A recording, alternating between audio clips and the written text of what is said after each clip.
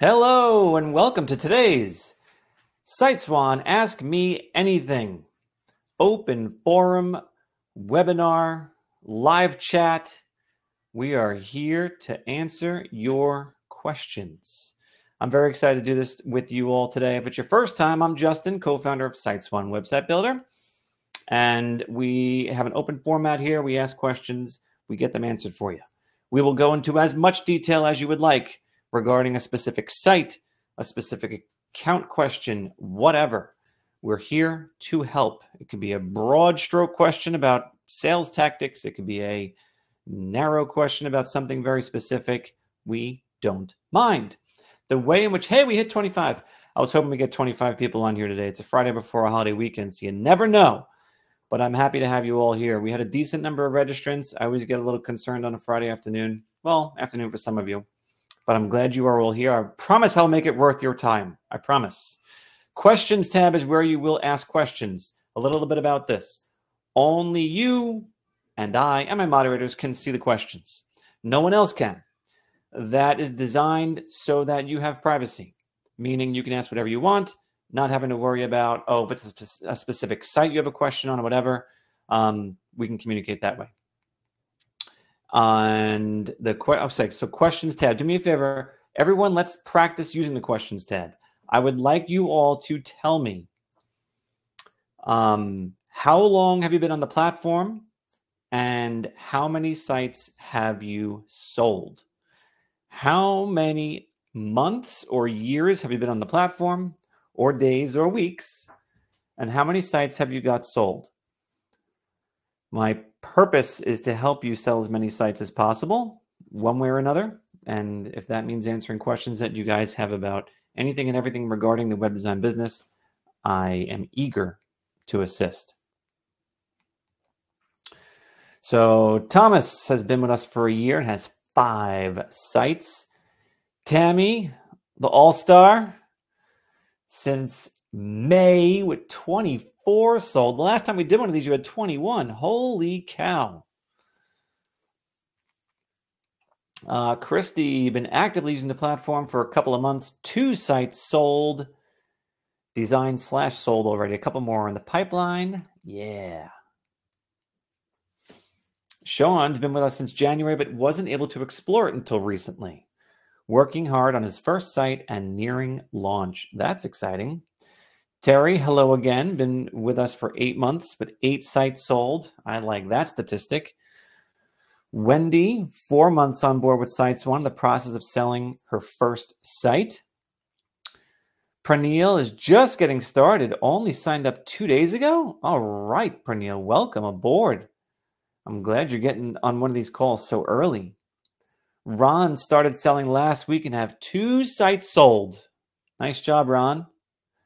James, what's up, man? Been with us for 8 or 9 months, 10 plus sites sold. Nice, nice, nice. We'll read a couple more. Jody, been with us for 5 months, 0 sites sold right now. Her work schedule has been chaotic, but she knows this is where she needs to be. Duane, 1 year with 35 sites. That is awesome. That is awesome. All right, so we are here today. A group of us are all over the place in terms of the number of sites that we've sold. We'll do one more. Karen's been here a year with 3 sites sold, working full-time at the moment. Awesome, Karen. So you guys are here from, every stage of the game, it looks like. So that's really great. That means we're going to have a nice variety of questions. So some of you were bold enough to submit your questions ahead of time. And I'm going to make sure that everyone who's on now, if I can do this easily, I am going to make sure everyone who's on now will get their questions answered that they sent in prior. And Terry, I know you're here when you also sent in a question ahead of time. So why don't we start with you, because I think it's a rather interesting topic that you emailed about, which was privacy policies. And we'll also address the question that you just asked. So you know what? Let's start with your question that you just asked, because maybe it's a little bit more straightforward. Okay. Terry's saying, for a business with only Facebook and Instagram presence, how do you get pictures or video from those sites for the site I create? So what I think I hear you saying is that the images appear on Facebook and Instagram. How are you supposed to grab them and use them on your site? So there's several ways to do this. Now, I'm going to head over to our Facebook page, and I want to, of course, I'm not logged in, but if you see images like this or in the photos section, you can click see all photos. And then for each photo that you enlarge, you can right click on this image and then save image as. That's a great way to go about grabbing an image from Facebook. Facebook makes it easier to grab images than Instagram does.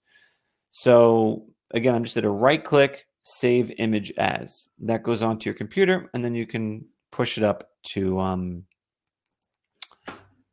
the website. Now, when we talk about Instagram, which we don't have our Instagram linked here. All right, we're going to do that. We are going to do that. Whoops. I do know a site that has Instagram linked, and I'll just quickly show you what it looks like when you're on there. Not that it needs to be linked to do this, but whatever. I just know there's a fast and easy way to do this. So on Instagram, the trick here is you will not, well, first of all, you have to be logged in.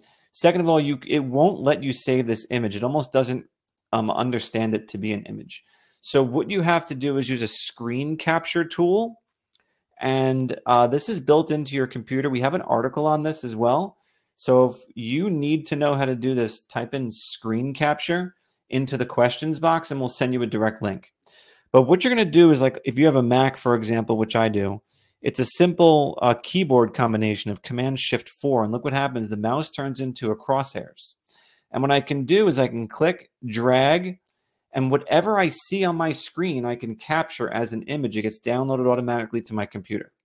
I just let go, and now the image is saved. And I have this image. I can do whatever I want with it now. See?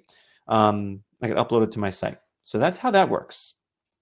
On the PC, the keyboard combination is slightly different, or the control for it is slightly different, but you can do it very straightforward. I hope that answers your question. If not, please let us know. Terry, your other question was, please explain website privacy policies, how to use them, what we should include, and if we should include them on all the websites we create. How do we know if cookies are used on our websites? How do we explain this to our clients? And also, how is the information shared? Do we, as the website designers or developers, have control over that? Great question, Terry. So the privacy policy is ultimately talking about how the business is going to be utilizing the information that is collected or submitted by the person visiting the site for the purposes of marketing and sharing that information. Here we go. Look at this, guys. Look how magical these Q&As are. Just like that, the Instagram logo now appears on our site. You just got to say it. That's the next thing we're working on, is just talking to your site and things happen. Not really. I'm not serious about that. Okay, so privacy policies are, as I was starting to say, purely a way for the visitors who come to your client sites to be able to understand how their information is being shared. And obviously, no one wants their information shared if they have a choice. So the privacy policy is just outlining that. Now, when it comes to SiteSwan sites, there is nothing that SiteSwan sites are capturing that we don't need to capture. So what does that mean? We have to capture screen size. We have to capture country, so that we know from a language standpoint and other stuff. We have to capture the absolute basics only that are necessary in order to deliver the best functional version of the site. That's it. And the privacy policy that you're going to see on pretty much all of the themes that we have. Okay, and I'm just preview one for you. By the way, we just launched this one. It is freaking gorgeous. There are so many opportunities in the mobile petting zoo industry. You guys have got to see the hideous sites that are out there. They are old, outdated, terrible. You've got to check out this opportunity. So on the bottom of all of these sites, you are going to see a privacy policy page that we give you a template for it, basically. And we outline into all these different sections. You don't need to change anything other than this info, which will get populated automatically when the site is created. The date will not. You can definitely insert that. But this does the trick in terms of the basics that will need to be included in a privacy policy. If you want to get 1,000,000% compliant, then I would recommend getting this legally reviewed by a legal expert. And if you want to just be, again, 100% compliant, you will have a version of this that is approved by your legal consultant that you'll put onto your client sites. But we put a lot of effort into making this the best it can possibly be for your purposes as a template. So hopefully not a lot will need to be changed. You could also opt to completely hide the privacy policy. There's no official rule in place that states you have to have a privacy policy. It's just best practice. When it comes to cookies and stuff like that, we're not storing cookies on the site. Again, except for the things that are absolutely necessary. Nothing identifiable about the user. Hopefully that helps answer your question. Now, there was another follow-up question that was similar to this that someone else had. I want to just go over it real quick. Tammy, you had asked about adding a link that leads to a page like the privacy policy, a hidden page, so to speak. You want to add a link to click here for a cookie. I think that's really cute. That leads to a picture of a cookie, and then they can go right back to the site. Don't know why you want to do that, but that's okay. Let's explore what that looks like. So what you are witnessing here on all of our themes is exactly what Tammy is describing. This privacy policy link is a link to a page on the site that is not listed on the navigation. So how do you go about doing that? I'll quickly show you by accessing a demo site. So what you can do, and I'm not sure if everyone knows this, but you can create pages on any of your sites that do not appear on the navigation bar. So I'll go to the Pages tab. Boy, did I pick the ugliest test that I could find? And I can add a new page, and we'll call it privacy policy, or take a cookie, whatever this thing is going to be. And then I'm going to click no to show page and navigation, and then click save. Okay, and that's it. So essentially what I have now is a blank page that is called take a cookie. And all I have to do is see this URL up here. This is the URL to the page. Now I can do two things. I can copy and paste this URL, or from wherever it is that I want to link to this. Let's say it's on the home page somewhere. And let's say I want to, have this button that says, it's going to say take a cookie. And then I'm going to link it up. Instead of URL, I'll do page on my site. And I select the page called Take a Cookie and click Save. So now I'm linking to a page that does not appear on the navigation bar. It's totally hidden from the site except from where we are designating people can click. Hope that answers your question. And by the way, is this the first time we're doing an Ask Me Anything where we have the new user interface? I think it is. For all of you who've been around more than, when did we launch this? No, we had to have had this last time. I don't know. Because I remember teasing this, but I'm not sure if we actually didn't Ask Me Anything on it. I hope you are all enjoying this. We put a lot of time and effort into it. A lot. For those of you who are brand new, you're like, what is he talking about? Things looked a lot different like a month and a half ago. A lot different. And we've made some really cool improvements we're excited about. And those improvements are not done. They are not done. I saw someone ask about, where was it? Who asked about improvements like integration of AI?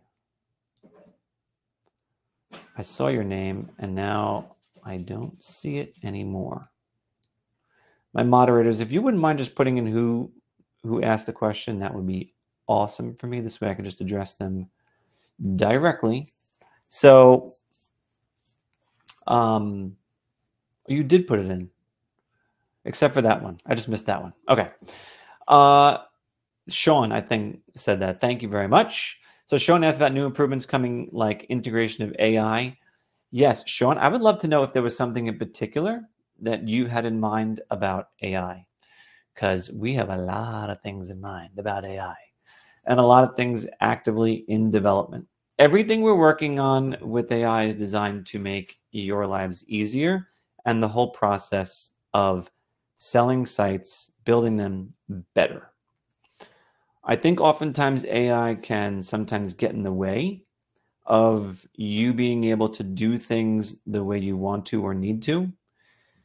Because as it is right now, in a lot of ways, we still know better than AI, especially when it comes to design, a lot of times when it comes to content. So we're working hard to train all of our AI language models to make sure that they do things the SiteSwan way. So yes, we do have stuff in the pipeline. I can't tease too much about it, but I promise you'll be impressed. If there is something in particular you're curious about, love to know about it. All right, let's move on to Tammy, I'm going to follow up with your other question you just posted. Why don't my customers have to pay tax? How do I know how to budget for the taxes I have to pay? Two really interesting questions. So every state is different on whether or not you need to charge tax. In most states, you don't. You don't need to charge or collect tax on the sale of a website or the monthly service associated with maintaining the website. I don't know which states are exceptions to that, but check out your local tax laws. Talk to your accountant. How do you budget for taxes that you have to pay? That's another accountant question. But here's the general rule of thumb. You should be tracking your income and you should be tracking your expenses. Whatever the balance is, meaning whatever additional income you have compared to your expenses. And by the way, your SiteSwan membership, your subscription to our service is a business expense.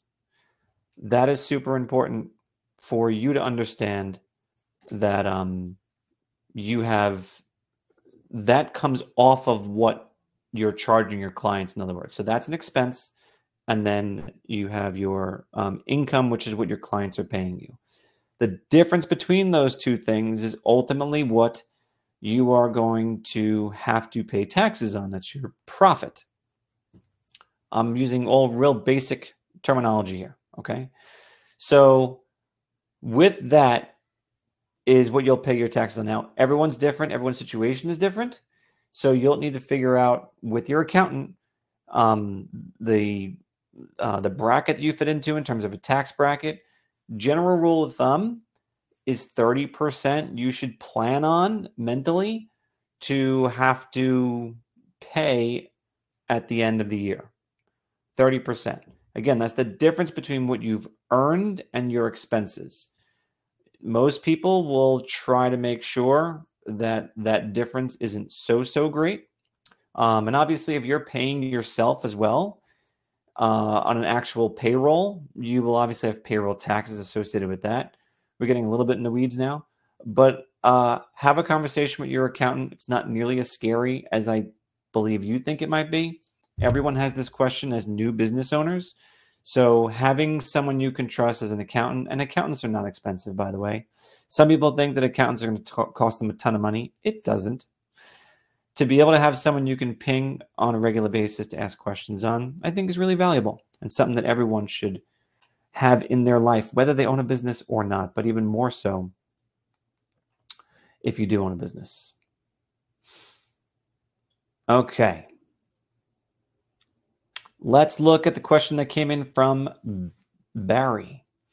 Barry said, web design companies are bombarding Facebook with offers for free professional websites and sites that cost only a few $100s. I've added a section to my site that warns potential customers about hidden fees and explains that my fees cover everything. Is that a good idea? So Barry, I would kind of, look, is there anything wrong with educating the public about the competition? No. But if you're introducing those ideas to the people coming to your site, then maybe. I always like to go by the rule of, if my customers are asking me about it, that means that it's going through their heads and going through the heads of other prospects.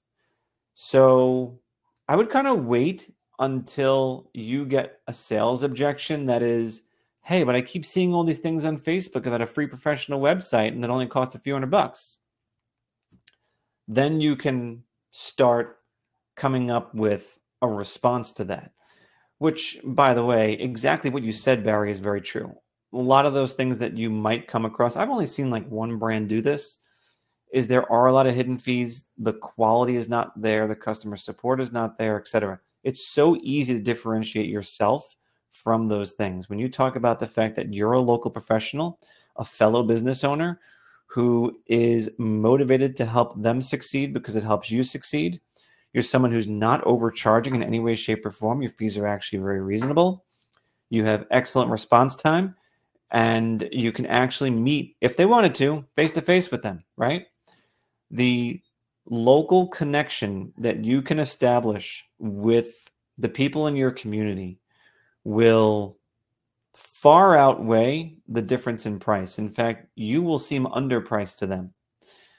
You know, the luxury of being able to work with another business owner, as a business owner, I'll tell you this, it is a luxury. And having that connection, offering that connection, is worth a lot. So don't feel intimidated by what you might see in passing on social media. A lot of what you see on social media is fake.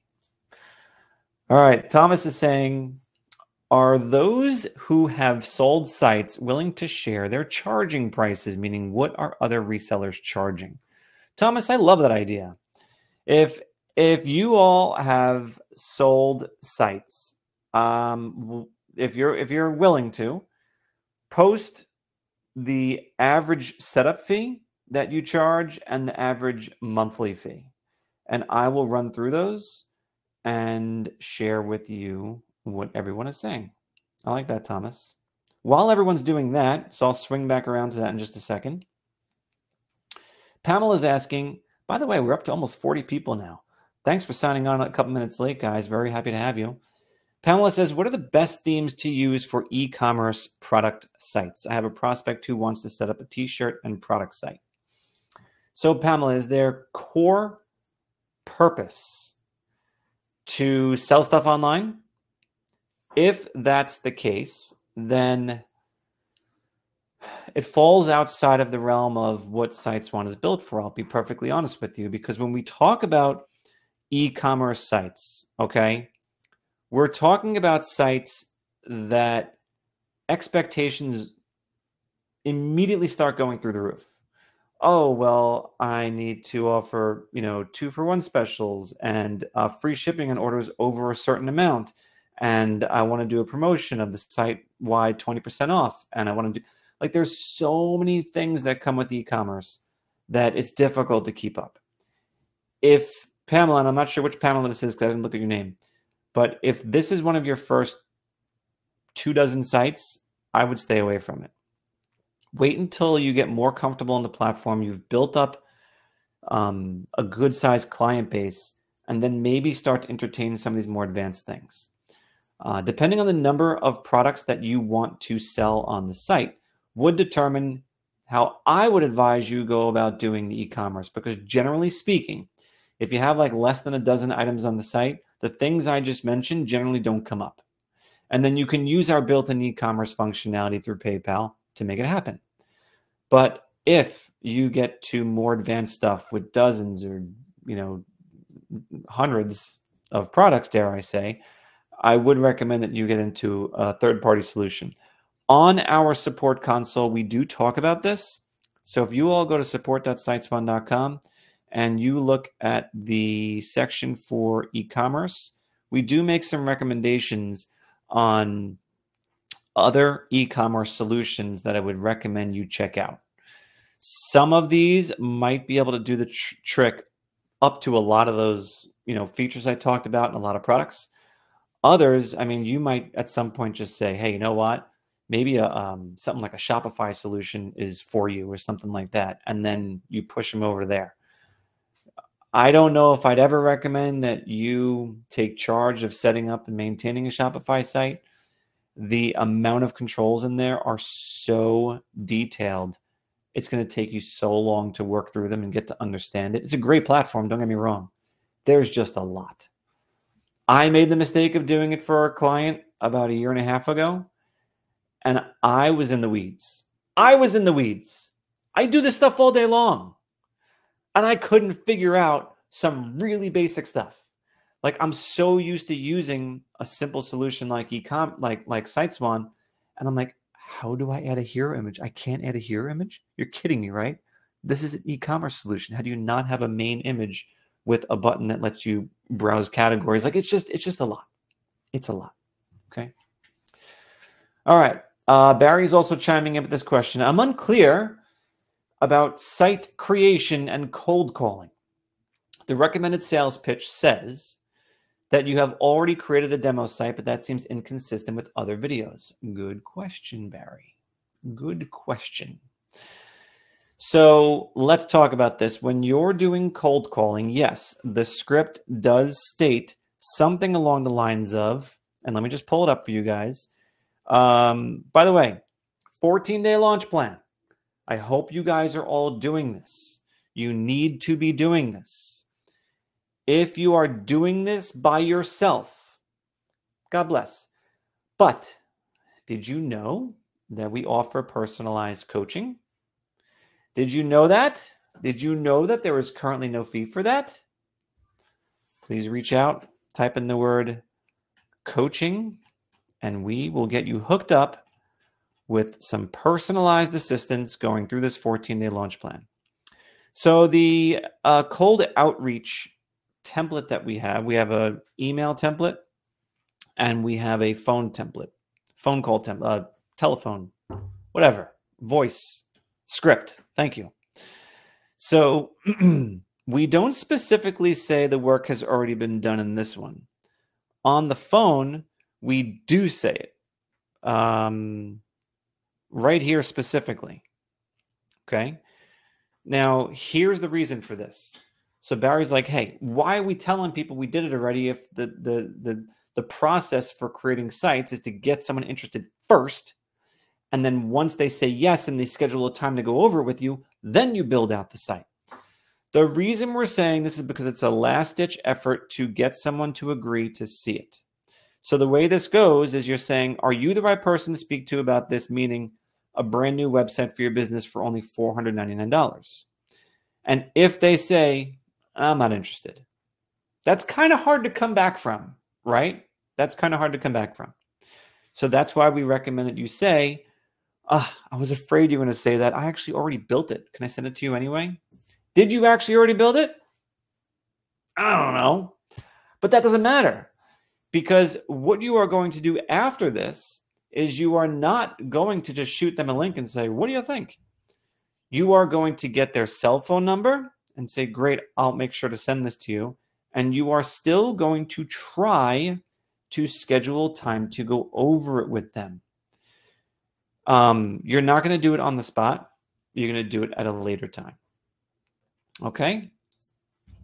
So the idea is perhaps this is stating that things are out of order compared to how we suggest doing it. But the reality is that you will still go through the process that we recommend immediately, exactly how it's designed to be. All right, so we have some people who have been nice enough to disclose what they are charging. Let me see if I can read some of that off to you.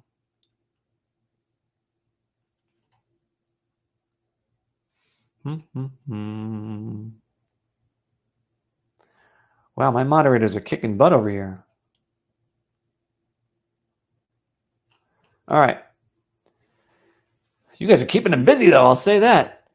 Let's see. All right. Ron is doing $499 setup, $49 a month.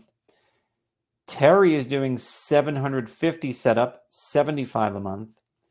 Christy is starting at $3.99 setup, $39 per month. Too low, Christy.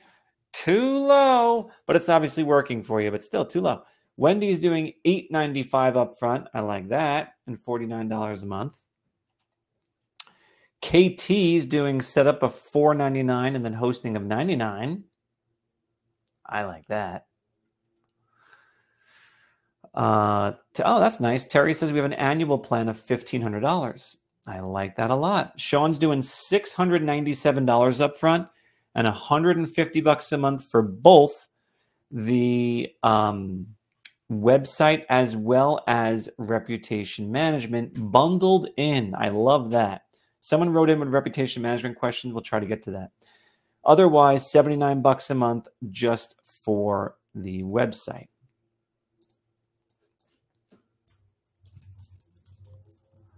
All right. Give me 1 second, guys. Bum, bum, bum, ba-dum, ba-dum, bum.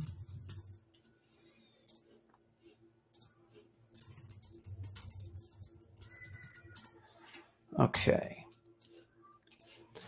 What else we got? Who else is talking about pricing? Anyone else disclose? Tammy's doing $4.99 design, $49 a month. 5 domain registrations. 5 domain registration? No. $20 per month listing submission. Love it. Cool. Does that give you a good picture? I think Thomas asked that, right? I hope that gives you a good picture. All right. Who's up next?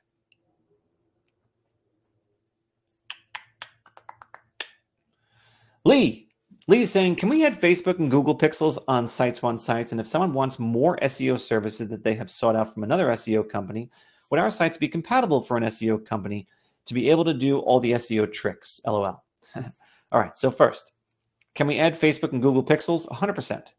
The instructions that Facebook and Google give you are very straightforward. It's a snippet of code you copy and paste. You put it either in the header portion of the site or in the body portion of the site. How is that done? Refer to our article on HTML, but I'll quickly show you. Click on any site, click edit. You have these fields that get revealed. Header HTML, body HTML top, body HTML bottom. You are going to pop the code in here wherever they say to put it in.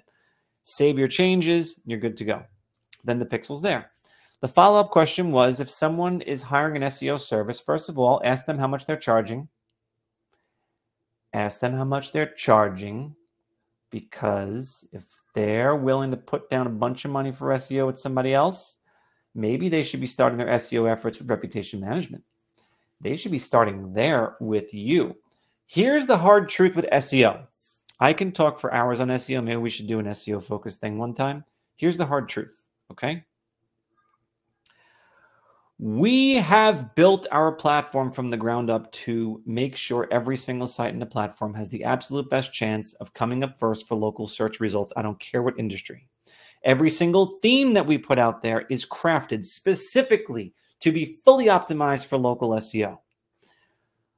I am yet to see a SiteSwan website that cannot rise to the top of search results without any additional off-site, fancy schmancy SEO stuff.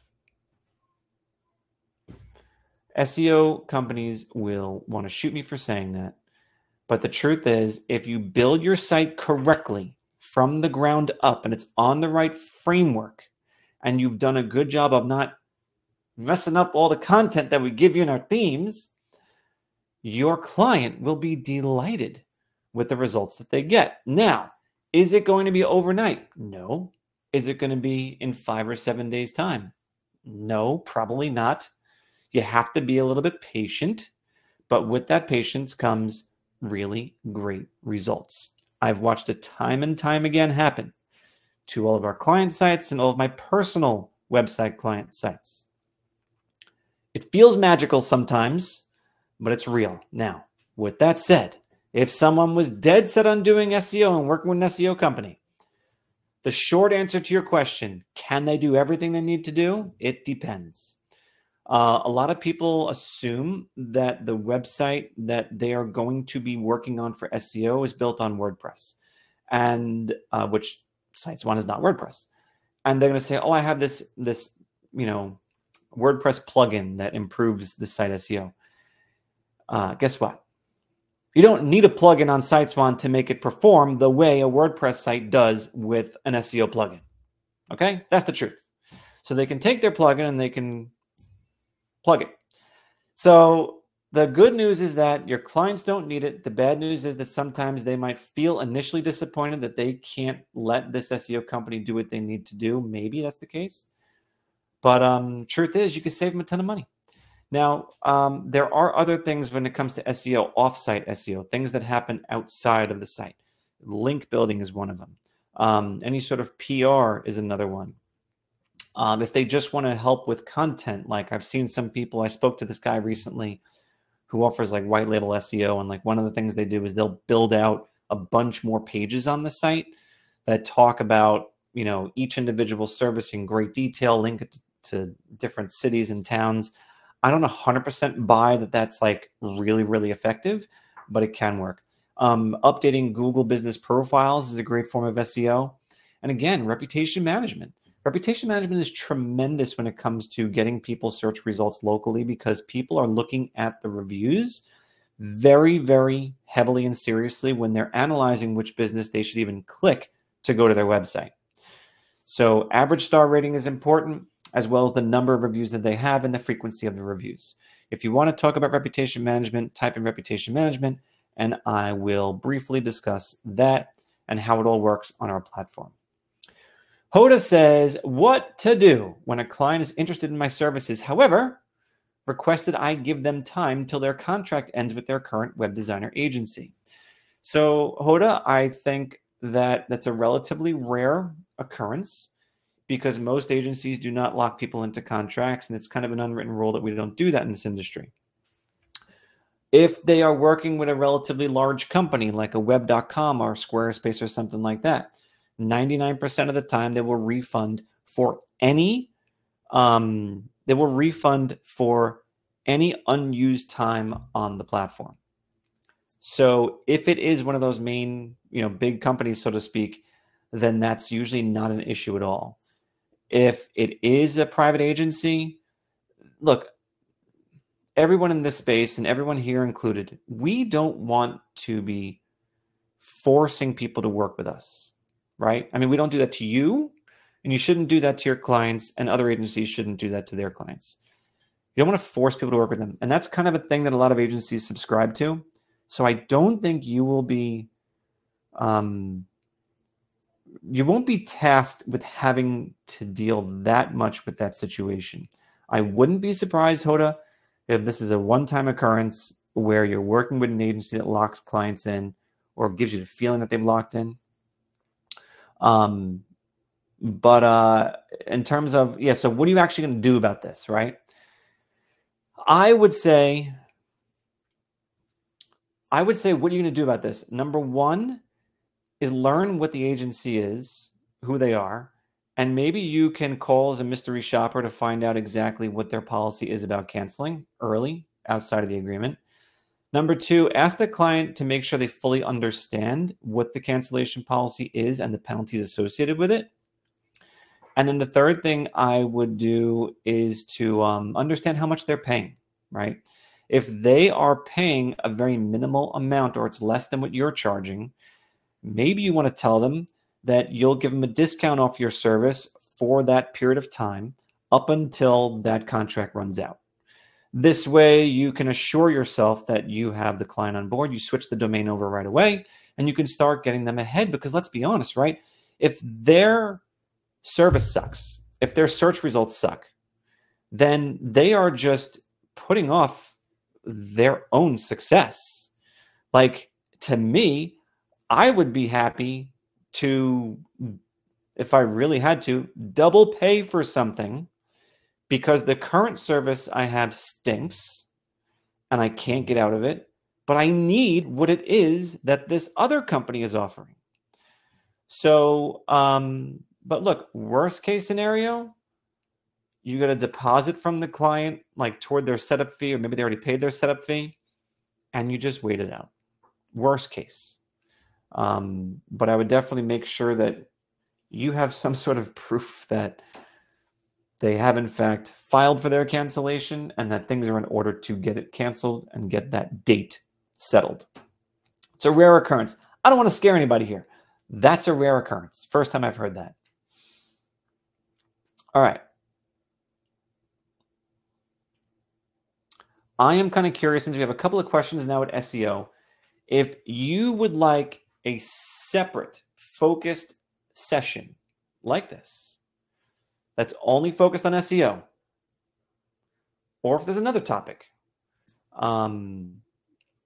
type that into the questions tab, please. So just put topic and then whatever it is that you think is important that you would like to focus on. So if it's SEO, for example, do topic SEO or topic design or whatever.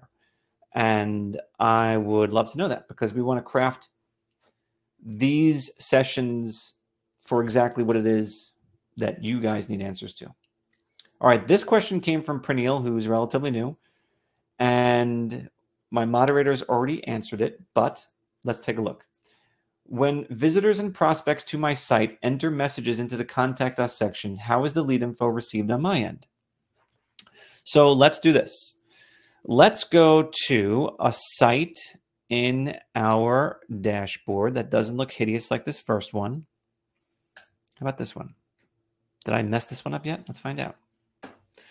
So what will happen is this. When someone goes to a site that you've built for someone, or your own marketing site for that matter, and this form is filled out. Let's do this really quick, okay?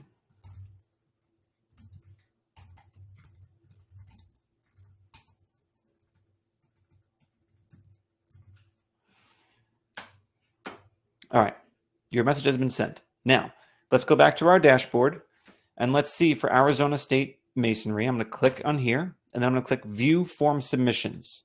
Once I click this, here it is. This is the message I just sent through the site, and I can click Show, and here are the details I just entered in.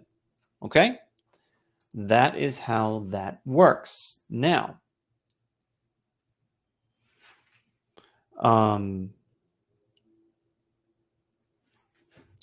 but I will also point one other thing out, is that the information gets kept here, which is great for your purposes, so you can verify if in fact they've received any contact forms that come through the site. The other thing you can obviously do is make sure that whatever gets sent here is passed along to yourself or your client in the form of an email. So when you edit this contact post and you scroll down to what's called the destination email address, this is where that the submissions will actually get delivered to in real time. So if this were my email address, the moment I click submit, everything captured in here would get sent to the email address that I have in this box. Does that answer your question? I hope it does. And by the way, after the form is submitted, the message that you saw in that green bar is right here. What else can you do? Some people don't know this. What else could you do? Instead of just showing text, you can actually redirect people to a different page of your site. Like maybe you want to set up a thank you page, and this will give people some additional information or encourage them to call as well, or something like that. So that is something you can do. How would you go about this? You create a new page on the site called thank you, add whatever content you want to that, come back over here, set up the redirect that goes to a page on my site called thank you, save your changes, and you're done. All right, next question, KT. When should we increase our pricing and how much is a fair increase? Great question. All right, so my rule of thumb is you want some people objecting to your price. When you decide to increase your pricing, usually comes when no one is objecting to your price and you are closing deals without issue. I've heard a couple of different statistics when it comes to the number of people who should be objecting to your price. 20%, 30%, those numbers have been pretty common. And what that means is that for every 10 people who you quote, 20 to 30% would be like, yeah, I don't know if I could do that. The cool thing about this is that this is your business, KT. So when you increase your prices, no one has your feet to the fire saying you have to accept that amount for every single one of your sites that you sell. No, who cares? You want to discount it? Discount it. You want to give them a setup fee for free? No one cares. Do it. Whatever you have to do to get that monthly fee in the door, do it. And that's actually probably the most important thing you have to keep in mind about increasing prices, is that we're all in this for the long game. We care about the monthly fee clients are paying us. The setup fee is almost negligible. Yeah, it's nice to get $400, $500, $900 up front. Very nice, but that's not what's going to make a difference in your business. What's going to make a difference is that monthly fee. So when you go to increase prices, I would definitely start with that monthly fee because that's really what matters. If you decide you want to keep that setup fee very, very low so that it makes it a no-brainer for people to commit to you monthly, maybe that's the way to go, because that compounds. Barry says, if I register a domain name for a customer, I own the domain name and I'm responsible for renewing it. Should I add the customer as a co-owner? Barry, I don't know how to go about adding a customer as a co-owner on a domain name. However, with domain name settings, let me see if I could quickly show you this. So guys, by the way, if you are ever unsure of where your client has their domain name registered, I like to come here. The site is called whois.com, and you can see very clearly and plainly a lot of details about the URL. So I'm going to type in a URL, and I don't know. It doesn't really matter what it is. So what you're going to notice is that there are several different contacts for each and every domain. And what you can do is set it up so that your client is the registrant, but you're the administrative contact, the technical contact, and everything else. This is the 105% compliant way to do it because, we go by the hit by a bus theory. If you walk out in the street and you're hit by a bus, what's going to happen to your clients, right? They would be able to reach out to wherever you bought your domain name from, Cheap and Easy Domains, for example, and say, hey, I'd like to get access to my domain name that was registered on my behalf by my web designer, but I can't get in touch with him anymore. They would say, oh, okay, give me your information, and it matches up perfectly with the registrant contact. Great, here you go. Here's your domain name, and you have it. You can still get it without that, but it's just a little bit more of a drawn-out process. So this is the 100% compliant way to do it. There's really no such thing as a co-owner, though. You generally are not going to run into a situation where people are going to need to get that domain name back from you. But clearly, if they ever did, you're going to do the right thing, and you're going to transfer the domain name to them, which is a cost-free thing to do, by the way. If anyone ever says to you, hey, I want to have ownership of my own domain name. Fine, perfect. It's one less fee you got to pay.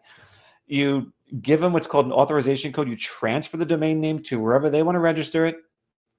And now it's their responsibility to renew it.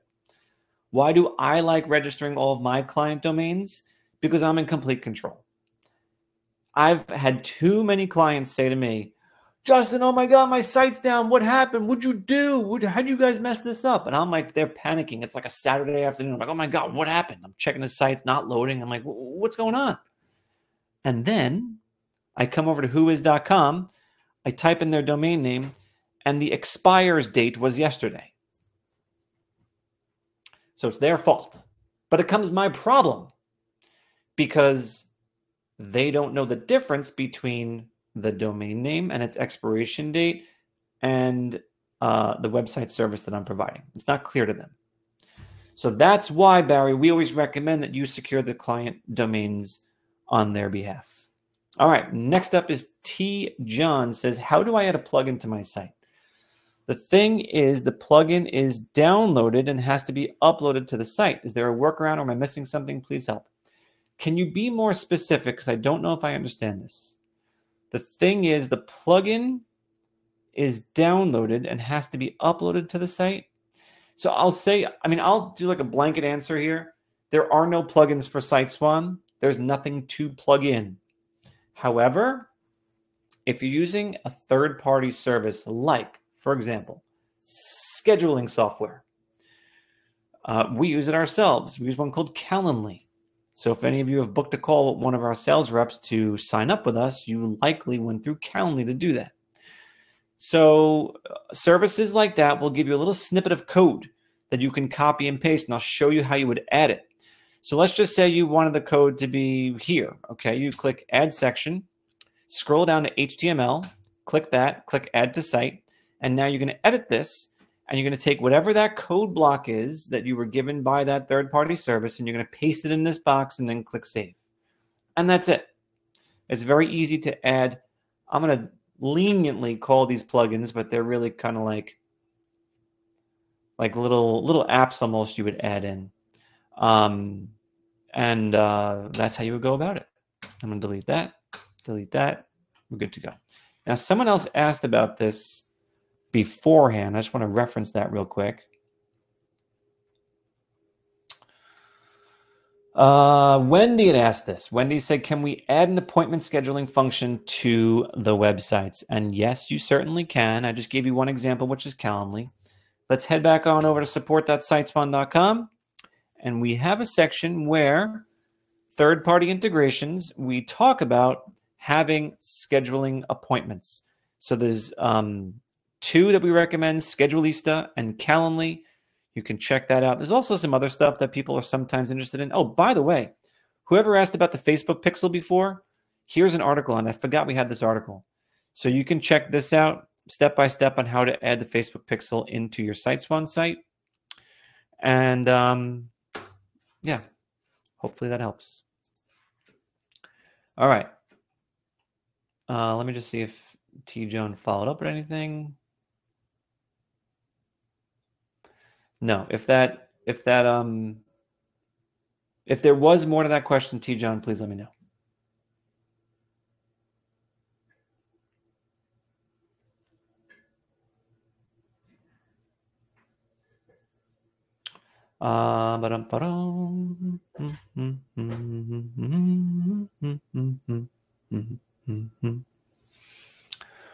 Okay, here's a question from Sean. I don't know if I can answer this, but I'm going to try. Sean says, I have a customer that is requesting that she get all her contact form messages via texts because she doesn't check her email. And get this, she has an iCloud email, so it's going to her iPhone. It's bizarre. Okay. So, have you ever seen where like I'm trying to think. I know Verizon does it, where basically you get an email address that you can receive texts on. Like the email address is almost assigned to the text. I think that still exists. Other options are use Zapier. If you guys don't know what Zapier is, it's a little bit advanced, but it's kind of cool. So what you can do is this. Now, this would require a third-party texting service. They're dime a dozen. They're everywhere. You could easily find one. But what you could do is you can set up an automation so that every time an email comes into your client's inbox that has a, the title of email form submission, for example, which is exactly what our emails come through as, a text could be shot off to them. Again, a lot of different sources for doing texting. This is a way that comes to mind where you can accomplish that. Andre says, is it possible to alter the Wufoo form so it doesn't say thank you for using Wufoo? I didn't know it does that, if I'm honest with you. Andre, can you send the link? Last time I checked is that, God, I haven't used Wufoo that long ago. I didn't think they had any sort of link at the bottom. Almost everything I thought was customizable.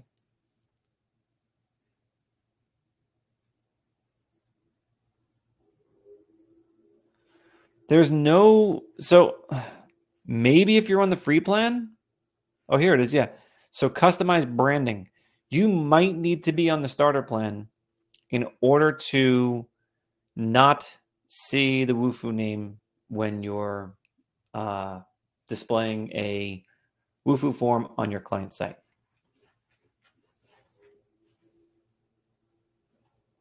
Okay, so T. John has gotten back to us about that plugin. So if it's a WordPress plugin, it's not going to work on SiteSwan. There are no plugins for SiteSwan. There is no WordPress plugin that will work on SiteSwan. It just doesn't work like that. However, I'm kind of curious what that plugin did, because maybe whatever function that it has, it's either already built into SiteSwan or we have a recommendation on how to duplicate the functionality using another third party. Make sense? I'm going to read a couple of the questions that came through earlier.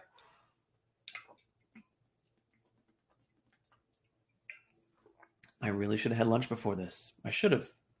One sec. We're not going to stick around too much longer, by the way. So if you want to get any last minute questions in, now's the time to do it. Ron wrote in saying, has any other SiteSwan user had success in hiring a commission-only sales rep to 100% work the phones cold calling to get new business? I have. I just started pounding the pavement face-to-face, selling to go after my niche market. I'm wondering if an additional phone rep might be a way to grow the business faster. 100%. We have articles on this. We have a couple of videos on this. Hiring commission-only sales reps is absolutely a very, very, very feasible way to scale and grow your business, because you're one person. You can only sell so many sites. By having someone else working the phones is a great way to scale up. Great, great, great way. And like I said, I've done it myself. By the way, I'm coming off of a sales high today because I sold a website today. Has anyone else sold a website today? I did it for a junk removal company. Holy cow, came out so nice. Yes, I still do that, because here's the deal, guys. We are not just sitting up here saying, hello down there. Let me tell you how I used to sell websites back in the day. No, we're actively still, albeit very quietly, selling sites mostly to our network of people who we know. And that is how we can tell you what works, because we've sold a lot of sites, a lot. And we know what works, and we share that stuff with you because we want to make sure that you guys have every bit of knowledge that you can possibly have to be successful. No one person can take over the world selling websites. It's impossible. People want a local person to sell them a website. They want to work with somebody locally. They want to work with a business owner. So yes, I'm still doing it, and I can't get away from it because it's really fun. It's really fun. Sean's saying, what's the attrition rate with websites throughout the years? How often do they cancel? Oh, I love this question, Sean. I love this question. So, Sean, there's only one way to find out. You're going to come back to me in 3 years and be like, I don't think I've ever lost a client. Here is the rule of thumb for maintaining your website clients. We're going to do a video on this actually, because this just came to me. There's like a few things you can do. Okay. The first thing is answer your damn phone. If they call you, pick up or get back to them in a hurry. If they email you, respond quickly. You need to provide great customer service. You need to be likable. That's number 2. You need to make sure their site is getting good results. What does that mean? It means that as their business is evolving and changing, you need to make sure the site is evolving and changing with it. And then the fourth thing to do is every couple of years, go back to that site, revisit it, and see what improvements you can make. Does it justify doing a site redesign, an update? Do we have a new theme for that industry? Give it a fresh look and feel, add some new stuff to it. Do that every couple of years, make sure they know about it. You can even charge for it. But those are the 4 things that I would do to ensure that you keep clients for a long time. Now, look, I hate saying this because I don't want to encourage it, but I've kept a lot of website clients for a lot longer than that, doing almost none of those 4 things by accident. Okay, I don't do it on purpose. I do it by accident. Sometimes some things fall through the cracks and they still stick around because the site just works. It just gets them results. And business owners have a set it and forget it mentality with their website. I always say it, as long as they like you and they like their site and it's getting results and you're responsive, you'll have them for a very long time. Don't stress on that. But you'll see for yourself. It's true.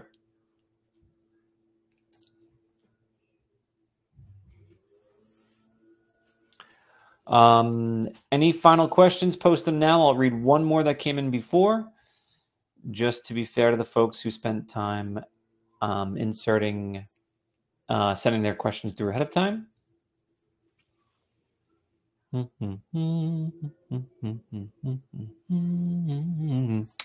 Okay.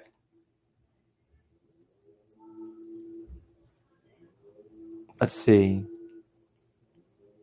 So Marie says, I'm wondering about a theme for chambers of commerce that have 90s looks and 2000s functionality. I don't want to show my hand to my town whose chamber website stinks, but I'm not going to say it. I recently met a new restaurateur who is struggling with all the wrong web presences, including a useless chamber listing. Okay. Obviously, getting chambers with spiffy new websites would easily open up many doors to SiteSwan resellers. Here's the deal, Marie. Just like an e-commerce website, usually chambers of commerce have needs that go beyond what a typical SiteSwan site offers. In particular, a business directory. But I have a solution for you, okay? For those of you who do not know, we have a sister company called Ideal Directories, and we built this specifically because SiteSwan clients were asking us for a way to showcase all of their clients in one place to give them more local exposure. And this concept allows you to quickly and easily build a business directory and coupon website for your town or city and feature businesses on here. And guess what? This would be a great business listing solution for a chamber of commerce. So look past the fact that this is not branded for a chamber of commerce, but this particular site is just a quick example. And you can see that each business has their own listing. And that listing consists of photos, about information, map of directions, hours of operation, about stuff, reviews if they have them, a contact form. You could add videos, you could add testimonials and coupons and events and all this fun stuff. It's a great way to be able to fulfill the need that your chamber potential client might have. It's going to be more work, though, so make sure you charge for it. And yes, this does come at an additional cost, but reach out to us because we hook up our SiteSwan clients with a killer deal for Ideal Directories websites. I mean, killer deal, okay? Now, with that said, people will also use Ideal Directories as a means to upsell their clients, meaning they'll sell them on a listing in addition to the website. And I've done this myself, and I have videos on this, the reverse. You create a free listing for a business, you send it to them and say, hey, I run this local community website that I feel you could really benefit from being on. I like what you represent, and I think the community needs to know more about you. And you send them the listing, like literally text it to them. This one's okay to text. And watch what happens. You'll say to them, listen, I'm a web design expert. You ever need anything, you let me know. And it's like magic. They come back to you and they say, oh, you know what? I think I do need some help with my website. What can you do for me? And now you had a lead. You have a lead that turns into a prospect that I'm like 5 for 5 on these, by the way. Very intentional, send them a listing in an effort to create a website client, and I got it. So try that out. It's really, really effective. Any final questions before we wrap up? I'm going to take one more if you guys got it. If not, I'm going to let you guys go. Yeah, so I just want to make sure that I was clear with how I stated you would go about doing the Chamber of Commerce website. So what I was suggesting was that you would build the site, the core of the site on SiteSwan. And then all you would use ideal directories for is the directory part of the site, which you know is the reason why businesses join the Chamber of Commerce, right? So take a look. Actually, this is a pretty good one. We have this municipality theme that I think might be a really good starting off point for building a Chamber of Commerce website. So you can start with this, optimize it, and then you would have a link up here that says business directory. And that could be, because remember, guys, you have an offsite link on your navigation bar. This would link to, and then lots of times people will have, like, let's just say this was cedarvalleychamber.com. I don't know. What they'll do is they'll set up the directory on a subdomain. It'll be like directory.cedarvalleychamber.com. Really easy to do. And it's consistent. The look and feel will be the same. You use the same fonts. You use the same almost everything. All right. So that's the way I would go about it. But obviously you got to charge them more because there's more to it.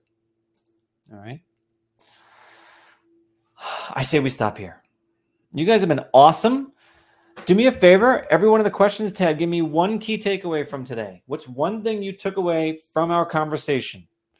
It was a question you heard, a question you got answered, something that came to you when you heard anything that was discussed.